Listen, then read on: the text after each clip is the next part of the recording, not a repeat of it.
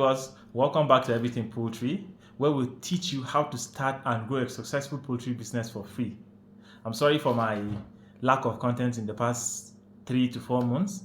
I have been busy, very busy, and then the festivities, the Christmas and the New Year, and well, but thank God I'm back. In this year, I'm going to be teaching you precisely how to start a poultry business. Whether you want to start a broiler business, or you want to start a layer business, or you want to start an integrated business where you combine poultry with fish production, I am here to teach you. So welcome. My name is Dr. Mantonkopep, and thank you for joining me for today's video. In today's video, I'm going to show you how to start a broiler production, a small-scale broiler production. Okay, so I decided to make this video deliberate. I decided to use one room in my compound to show you how to keep just a few broilers, and I'll show you how to do this and be profitable. So you might have heard that you have to keep 500 or 600 or 1,000 or 1,500 broilers before you become successful. But in this video, I'm going to show you how to actually start small and then upscale, and then you can rent a place or build your farm, and then you keep your broilers. So first things first, what do you need? The first thing you need is a house or a cage, just somewhere, a shelter for these birds. Remember, you're getting these birds at day old. That's what I'm going to do. I'm going to get birds at day old. I'm going to brood them. I'm going to show you the process of brooding and everything involved. But first of all, I'm going to get the room, show you how to clean the room. It's very important, how to disinfect the room. Be it a house that has been used for poultry before or a new room, you have to disinfect it. And then I'll show you how you can get equipment and materials, the best that you can use for your poultry, like the feeders, the drinkers, and other things. I'll also show you the best feed to use, or if you want to compound your feed. I'm not going to go into that in this video, but subsequent videos I'm going to go over that. And then I'll show you how you can brood your birds, the best temperature, the best feed, the best medication, and then the subsequent treatments that you'll be doing weekly, the vaccine that you'll be giving, and then the common poultry diseases I'll be covering in my subsequent videos.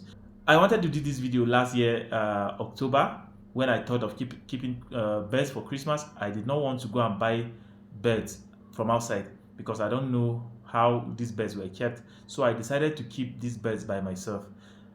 And then I disinfected the house. I bought the equipment, and I brooded this. I bought the chicks. I brooded these chicks, and I recorded some videos.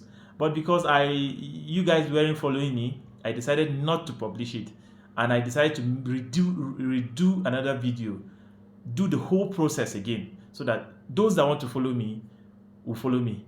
In today's video, I'm just going to show you the house, just the house, and what you need to do, so that in the next video, those that want to join me, want to go with me, will be ready, so that we'll go together.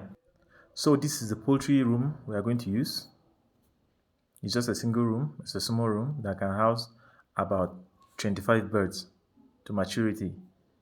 So that's the target. That's my number. I'm going to keep 25 birds every 3 weeks, so that I'll maintain the market. I'll keep supplying my clients. The room is dirty. That's because I just packed the litter of the last birds, and I decided not to clean it. So that I'll show you the room before I'll clean it, and I'll show you how to disinfect, how to wash. I'll show you how to clean, disinfect, and then let it dry before you bring your birds. So you can see that the wall is dirty and the floor is also dirty. We are going to work on that together. You can see how dirty it is. My concern is the floor, because some of the wall is like it's a permanent stain, but the floor is very dirty. So first of all, we'll clean it, we'll wash it to remove every organic material. Then we'll wash it with a detergent, and then we'll disinfect it.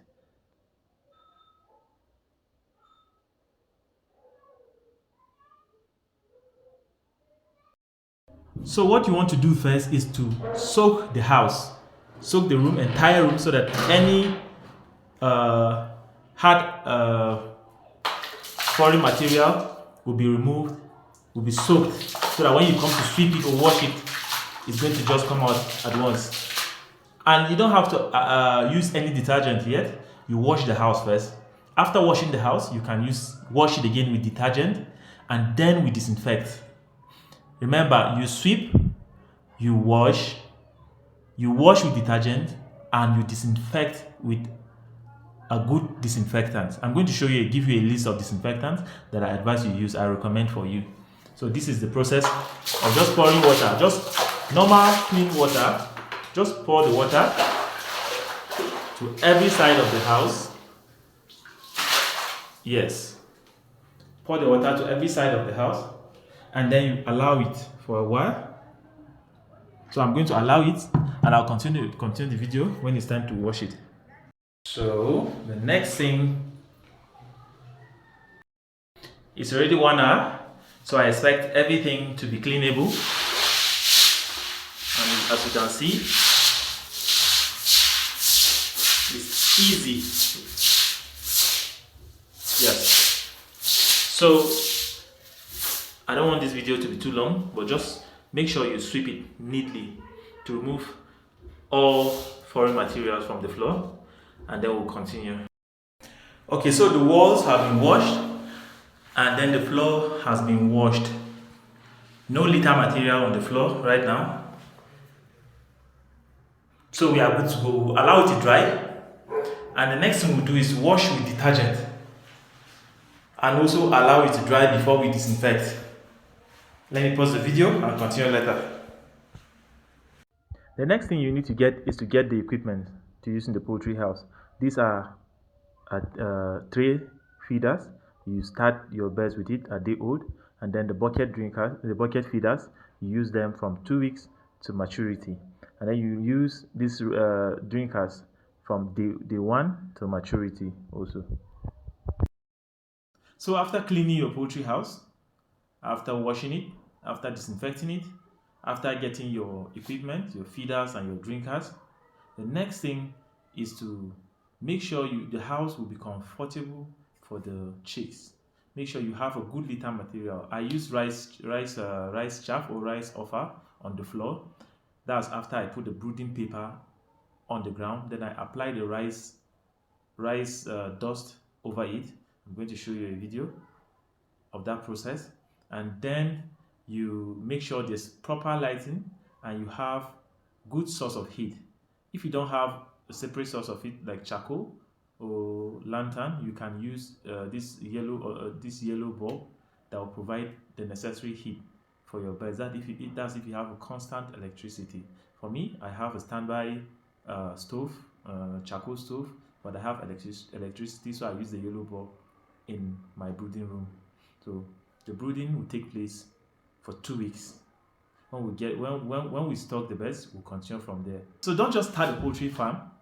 Make sure the poultry product you're about to keep is what people in your environment need.